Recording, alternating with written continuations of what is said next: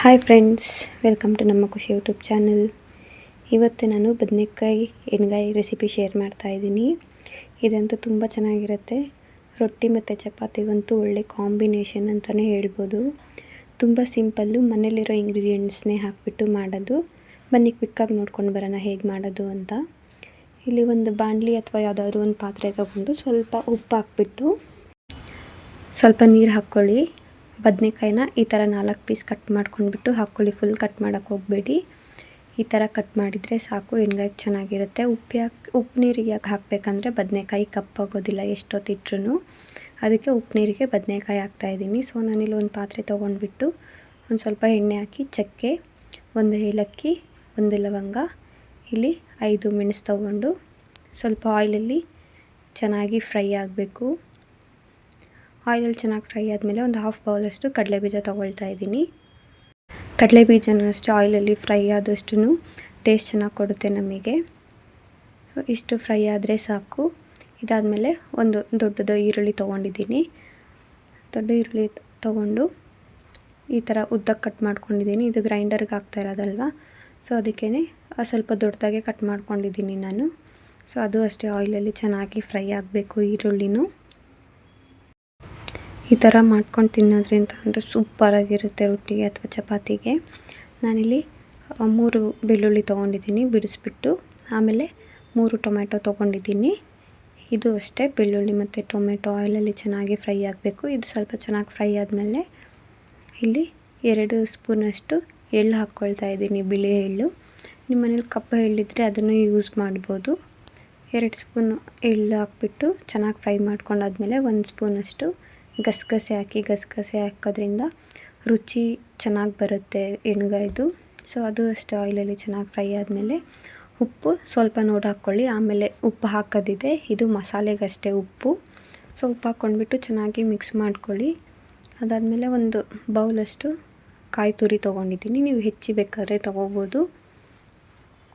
ಕಾಯಿ ಹಾಕ್ಬಿಟ್ಟು ಸ್ವಲ್ಪ ಕೊತ್ತಂಬರಿ ಸೊಪ್ಪು ಹಾಕಿ ಇದನ್ನು ಅಷ್ಟೇ ಚೆನ್ನಾಗಿ ಮಿಕ್ಸ್ ಆಗಬೇಕು. ಆಯಿಲ್ ಕಂಟೆಂಟ್ ಎಲ್ಲ ಕಾಯಿಗೆ ತಾಕಬೇಕು ನೋಡಿ, ಇಷ್ಟ ಆದರೆ ಸಾಕು. ಒಂದು ದೊಡ್ಡದು ಜಾರ್ ತೊಗೊಂಡು ನಾವೇನು ಆಯಿಲಲ್ಲೆಲ್ಲ ಫ್ರೈ ಮಾಡ್ಕೊಂಡಿದ್ವಲ್ಲ ಅದನ್ನು ಜಾರಿಗೆ ಹಾಕ್ಕೋಬೇಕು. ಇದು ಸ್ವಲ್ಪ ತಣ್ಣಗಾದ್ಮೇಲೆ ಹಾಕ್ಕೊಳ್ಳಿ. ಬಿಸಿ ಇರುವಾಗ ಹಾಕ್ಕೊಳ್ಳೋಕೆ ಹೋದರೆ ಜಾರೆಲ್ಲ ಹಾಳಾಗಿಬಿಡುತ್ತೆ, ಎಲ್ಲ ಸಿಡಿಯೋದು ಹಾಗಾಗುತ್ತೆ. ಸೊ ಇಷ್ಟನ್ನು ಹಾಕ್ಕೊಂಡ್ಬಿಟ್ಟು ಒಂದು ಅರ್ಧ ಹಿಡಿಯಷ್ಟು ಕಡಲೆ ಹಾಕಿ. ಕಡಲೆ ಹಾಕೋದ್ರಿಂದ ಸ್ವಲ್ಪ ತಿಕ್ನೆಸ್ ಬರುತ್ತೆ. ಮತ್ತು ಸ್ವಲ್ಪ ಗೋಡಂಬಿ ಹಾಕಿ. ಗೋಡಂಬಿ ಹಾಕಿದ್ಮೇಲೆ ನೀರೇನು ಹಾಕ್ತೇನೆ ಗ್ರೈಂಡ್ ಮಾಡ್ಕೊಳ್ಳಿ. ನೋಡಿ ಈ ಥರ ಆಗುತ್ತೆ. ಕಡಲೆ ಬೀಜ, ಗೋಡಂಬಿ ಅದೆಲ್ಲ ಹಾಕಿರೋದ್ರಿಂದ ನಿಮಗೆ ಘಮ ಎಲ್ಲ ಚೆನ್ನಾಗಿರುತ್ತೆ. ಟೇಸ್ಟು ಅಷ್ಟೇ ತುಂಬ ಚೆನ್ನಾಗಿರುತ್ತೆ. ಸೊ ನೀರು ಹಾಕ್ತೆ ಗ್ರೈಂಡ್ ಮಾಡ್ಕೊಂಡಾದ್ಮೇಲೆ ಒಂದು ಸ್ವಲ್ಪ ಹೊತ್ತು ಗ್ರೈಂಡ್ ಮಾಡ್ಕೊಳ್ಳಿ. ಅದಾದಮೇಲೆ ನೀರು ಹಾಕ್ಬಿಟ್ಟು ಒಂದು ಸಲ ಗ್ರೈಂಡ್ ಮಾಡ್ಕೊಳ್ಳಿ. ಒಂದು ಸಪ್ರೇಟ್ ಪ್ಲೇಟ್ ತೊಗೊಂಡ್ಬಿಟ್ಟು ನಾವೇನು ಗ್ರೈಂಡ್ ಮಾಡಿ ಇಟ್ಕೊಂಡಿದ್ವಲ್ಲ ಅದನ್ನು ಹಾಕ್ಕೊಳ್ಳಿ. ಅದನ್ನೆಲ್ಲ ಸ್ವಲ್ಪ ಅದು ತಿಕ್ಕಾಗಿರುತ್ತಲ್ವ, ಜಾರಿಗೆಲ್ಲ ಅಂಟ್ಕೊಂಡ್ಬಿಟ್ಟಿದ್ರೆ ನೀಟಾಗಿ ಕೈಯಲ್ಲಿ ಬಿಡಿಸ್ಕೊಂಡು ಹಾಕ್ಕೊಳ್ಳಿ. ಅದಾದಮೇಲೆ ನಿಮಗೆ ಖಾರ ನೋಡ್ಕೊಳ್ಳಿ ಎಷ್ಟು ಬೇಕು ಅಂತ. ನಾನಿಲ್ಲಿ 2 ಸ್ಪೂನಷ್ಟು ಖಾರದ ಪುಡಿ ಹಾಕ್ಕೊಳ್ತಾ ಇದ್ದೀನಿ. ಒಂದು 2 ಸ್ಪೂನಷ್ಟು ಸಾಂಬಾರು ಪುಡಿ. ನೆಕ್ಸ್ಟು ಸ್ವಲ್ಪ ಆಯಿಲ್ ಹಾಕ್ಬಿಟ್ಟು ಇದನ್ನು ಚೆನ್ನಾಗಿ ಮಿಕ್ಸ್ ಮಾಡ್ಕೊಳ್ಳಿ. ನಾನಿಲ್ಲಿ ಅರ್ಧ kg ಬದನೆಕಾಯಿಗೆ ಮಸಾಲೆ ಪ್ರಿಪೇರ್ ಮಾಡ್ತಾ ಇರೋದು. ಸೊ ಇದು ಆಲ್ಮೋಸ್ಟ್ ಒಂದು 6 ಜನಕ್ಕಾಗುತ್ತೆ ಚಪಾತಿ ಅಥವಾ ರೊಟ್ಟಿಗೆ. ಫಸ್ಟು ಹಾಗೆ ಮಿಕ್ಸ್ ಮಾಡ್ಕೊಳ್ಳಿ, ನೀರು ಹಾಕ್ತೇನೆ. ಆಮೇಲೆ ಸ್ವಲ್ಪನೇ ನೀರು ಹಾಕ್ಕೊಂಡು ಮಿಕ್ಸ್ ಮಾಡ್ಕೊಳ್ಳಿ. ಇದು ತುಂಬ ತಿಕ್ಕಾಗ್ತಾ ಹೋಗುತ್ತೆ. ಸೊ ನೋಡಿಕೊಂಡು ನೀರು ಹಾಕ್ಕೊಳ್ತಾ ಬನ್ನಿ. ಸ್ವಲ್ಪನೇ ನೀರು ಹಾಕ್ಕೊಳ್ಳಿ, ಒಂದೇ ಸಲ ಜಾಸ್ತಿ ಎಲ್ಲ ನೀರು ಹಾಕ್ಕೊಂಡು ತೆಳುವೆಲ್ಲ ಮಾಡ್ಕೋಬೇಡಿ. ಯಾಕಂದರೆ ಇದು ಬದನೆಕಾಯಿಗೆ ಫಿಲ್ ಮಾಡೋದ್ರಿಂದ ಸ್ವಲ್ಪ ತಿಕ್ಕಾಗಿದ್ದರೆ ಬದನೆಕಾಯಿ ಒಳಗಡೆ ಮಸಾಲೆ ಕೂರುತ್ತೆ. ಅಥವಾ ತುಂಬ ನೀರು ಆಗಿಬಿಟ್ರೆ ಅದು ಬದನೆಕಾಯಿಂದೆಲ್ಲ ಆಚೆ ಹೋಗಿಬಿಡುತ್ತೆ. ಸೊ ಚೆನ್ನಾಗಿ ಬರೋಲ್ಲ, ಬದನೆಕಾಯಿಗೆ ಮಸಾಲೆ ಎಲ್ಲ ತಾಕೋದಿಲ್ಲ. ಸೊ ಕನ್ಸಿಸ್ಟೆನ್ಸಿ ಈ ಥರ ಇದ್ದರೆ ಸಾಕು. ಅದಾದಮೇಲೆ ಇನ್ನೊಂದು ಸಪ್ರೇಟ್ ಪ್ಲೇಟ್ ತೊಗೊಳ್ಳಿ. ನಾವೇನು ಬದನೆಕಾಯಿ ಕಟ್ ಮಾಡ್ಕೊಂಡು ಇಟ್ಕೊಂಡಿದ್ವಲ್ಲ ಅದನ್ನು ನೀಟಾಗಿ ಅದೇನು 4 ಪೀಸಸ್ಸಾಗಿ ಕಟ್ ಮಾಡ್ಕೊಂಡಿರ್ತೀವಲ್ಲ ಅದು ಫುಲ್ಲು ಮಸಾಲೆ ತಾಕಬೇಕು. ಆ ಥರ ತುಂಬ್ಕೊಳ್ಳಿ. ಬದನೆಕಾಯಿ ಸ್ವಲ್ಪ ಹುಳ ಜಾಸ್ತಿ, ಕಟ್ ಮಾಡ್ತಿರಲ್ವ 4 ಪೀಸಸ್ಸು, ಆವಾಗ 4 ಕಡೆನೂ ಚೆಕ್ ಮಾಡ್ತಾ ಹೋಗಿ, ಆವಾಗ ಬದನೇಕಾಯಿ ಏನಾದರೂ ಹುಳ ಆಗಿದೆಯಾ ಇಲ್ವಾ ಅಂತ ಗೊತ್ತಾಗುತ್ತೆ. ನಾನಿಲ್ಲಿ ಅರ್ಧ ಕೆ ಜಿ ಬದನೇಕಾಯಿ ತೊಗೊಂಡಿದ್ನಲ್ಲ, ಅರ್ಧ ಕೆ ಜಿ ಬದನೇಕಾಯಿ ಎಲ್ಲದಕ್ಕೂ ಹಾಕ್ತಾಯಿದ್ದೀನಿ. ನೀವು ನೋಡ್ಕೊಳ್ಳಿ, ಜಾಸ್ತಿ ತೊಗೊಳಂಗಿದ್ರೆ ಜಾಸ್ತಿ ತೊಗೋಬೋದು, ಇಲ್ಲಾಂದರೆ ನೀವು 1/4 ಕೆ ಜಿ ಬದನೇಕಾಯಲ್ಲಿ ಮಾಡ್ತೀವಿ ಅಂತಾದರೆ ನಾನೇನು ತೊಗೊಂಡಿದ್ನಲ್ಲ ಅದ್ರ ಅರ್ಧದಷ್ಟು ತೊಗೊಳ್ಳಿ.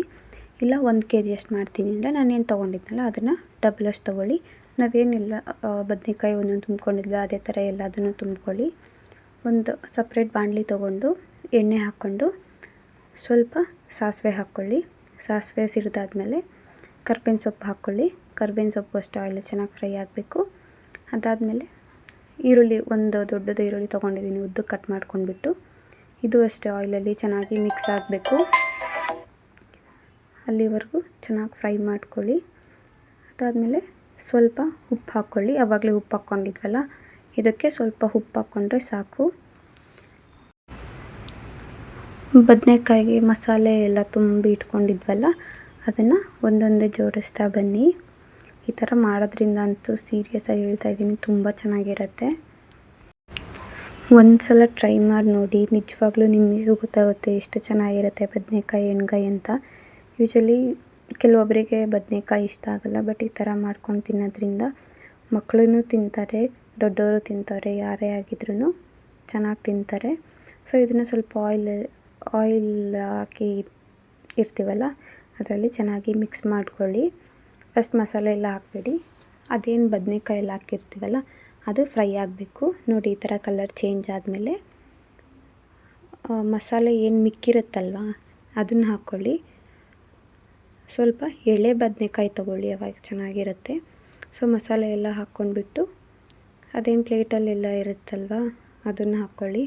ಆಮೇಲೆ ಜಾರಲ್ಲೂ ಅಷ್ಟೇ ನಾವು ಫುಲ್ಲು ತೆಗ್ದಿರ್ತೀವಲ್ಲ ಅದರಲ್ಲೂ ಏನಿರುತ್ತೆ, ಜಾರಿಂದ ತೊಗೊಂಡು ಹಾಕ್ಕೊಳ್ಳಿ. ನೀವು ಮಸಾಲೆ ಎಲ್ಲ ವೇಸ್ಟ್ ಮಾಡಬೇಡಿ. ನೀರು ಅಷ್ಟೇ ನೋಡ್ಬಿಟ್ಟು ಹಾಕ್ಕೊಳ್ಳಿ. ತುಂಬ ತಿಕ್ಕಾಗೂ ಇರಬಾರ್ದು, ತುಂಬ ತೆಳುವಾಗೂ ಇರಬಾರ್ದು. ಎಣ್ಗಾಯಿ ಯಾವಾಗಲೂ ಸ್ವಲ್ಪ ಮೀಡಿಯಮಲ್ಲಿದ್ದರೆ ಚೆನ್ನಾಗಿರುತ್ತೆ. ಸೊ ನೀರು ನೋಡ್ಬಿಟ್ಟು ಹಾಕ್ಕೊಳ್ಳಿ, ಮತ್ತೆ ಬೇಕಾದರೆ ನೀವು ನೀರು ಹಾಕ್ಕೋಬೋದು. ಸೊ ನಾನಿಲ್ಲಿ ಆ ಪ್ಲೇಟಲ್ಲಿ ಇತ್ತಲ್ವ ಅದು, ಆಮೇಲೆ ಮತ್ತು ಜಾರಿಂದು ಅದೆರಡೂ ಸೇರಿಸ್ಬಿಟ್ಟು ಇಲ್ಲಿ ನೀರು ಹಾಕ್ಕೊಂಡಿದ್ದೀನಿ. ಸೊ ನೀರು ಹಾಕ್ಕೊಂಡ್ಬಿಟ್ಟು ಚೆನ್ನಾಗಿ ಮಿಕ್ಸ್ ಮಾಡ್ಕೊಳ್ಳಿ. ಬದನೇಕಾಯಿ ಚೆನ್ನಾಗಿ ಬೇಯಬೇಕು, ಆವಾಗ ಟೇಸ್ಟ್ ತುಂಬ ಚೆನ್ನಾಗಿ ಸಿಗುತ್ತೆ ನಿಮಗೆ. ನೋಡಿ ಇದು ಕುದೀತಾ ಈ ಕಲರ್ ಆಗುತ್ತೆ. ಸೊ ಒಂದು ಪ್ಲೇಟಲ್ಲಿ ಮುಚ್ಚಿಬಿಡಿ. ಇದನ್ನು ಮುಚ್ಚಿಬಿಟ್ಟು ಒಂದು 10 ನಿಮಿಷ ಹಾಗೆ ಬಿಡಿ. ಮಧ್ಯೆ ಹಿಂಗೆ ತೆಗೆದು ನೋಡ್ತಾ ಇರಬೇಕು ಆಗಿದೆಯೋ ಇಲ್ವೋ ಅಂತ. ನೋಡಿ ಆದಮೇಲೆ ಆಯಿಲ್ ಬಿಡ್ತಾ ರೆಡಿಯಾಗಿದೆ ಅಂತ. ಸೊ ಇದು ಚಪಾತಿ ಅಥವಾ ಚಟ್ನಿ ಅದ್ರ ಜೊತೆ ಚೆನ್ನಾಗಿರುತ್ತೆ. ನೋಡಿ ತುಂಬ ಚೆನ್ನಾಗಾಗಿದೆ. ಸೀರಿಯಸ್ಲಿ ತುಂಬ ಇಷ್ಟಪಡ್ತೀರ ನೀವು, ಅಷ್ಟು ಚೆನ್ನಾಗಿರುತ್ತೆ. Thanks for watching.